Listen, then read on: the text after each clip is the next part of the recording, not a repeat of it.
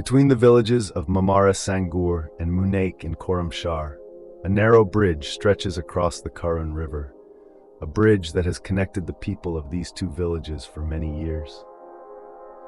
Beside this bridge, you can always hear the laughter and chatter of fishermen, people who cast their nets and lines, hoping to pull their livelihood from the heart of the Karun. In this video, we'll take a short trip to Sangur Bridge and explore the peaceful life around it. Don't forget to subscribe to the channel and hit the bell icon so you won't miss our upcoming videos.